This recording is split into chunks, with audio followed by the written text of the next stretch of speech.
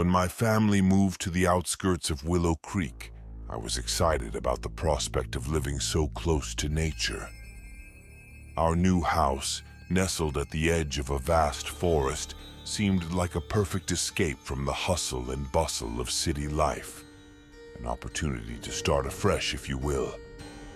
Little did we know, the forest had a sinister reputation among the locals. On our first night, we were unpacking when we heard a distant, eerie howl. My younger sister, Emily, clung to me, her eyes wide with fear. "It's probably just a coyote," I reassured her, though I couldn't shake the uneasy feeling that settled in my gut. The next day, we decided to explore the forest. The dense canopy of trees cast long shadows, and the further we ventured, the more oppressive the atmosphere became. Strange carvings on the tree trunks caught my eye, symbols I couldn't decipher. As we walked, I noticed the forest was unnaturally silent. No birds, no rustling leaves, just an eerie, deathly stillness. Emily and I found a clearing with an old, decrepit cabin. "Let's check it out," she said excitedly.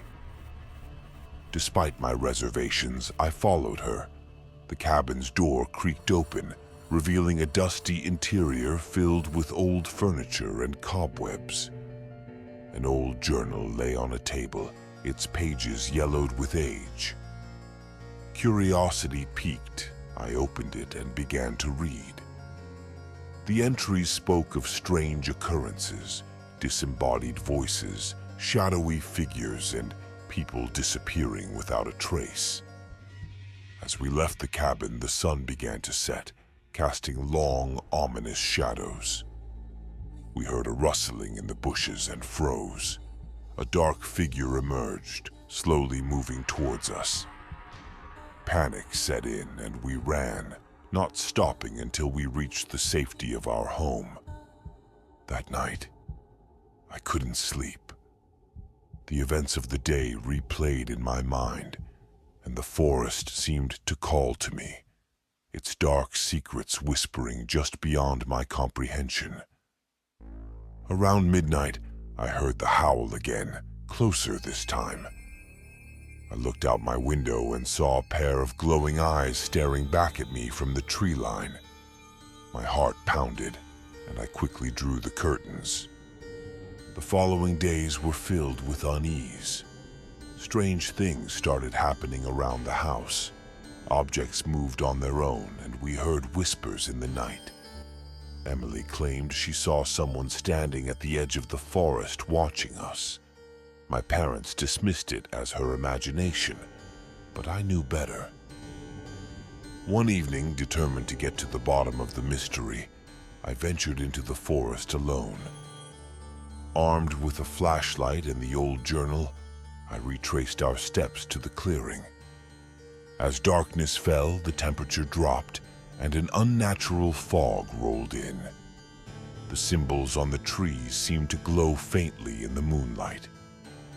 I reached the cabin and stepped inside. The atmosphere was heavy with a palpable sense of dread. Suddenly, I felt a cold hand on my shoulder. I spun around, but no one was there. The door slammed shut, and the whispers began again, louder this time. They seemed to be coming from all directions, wrapping around me like a suffocating shroud. Desperation took over as I searched for a way out. My flashlight flickered and died, plunging me into darkness.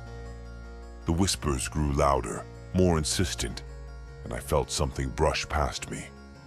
Panic surged through me, and I stumbled towards the door, which finally gave way. Outside, the forest had transformed. The trees seemed to close in, and shadowy figures darted between them.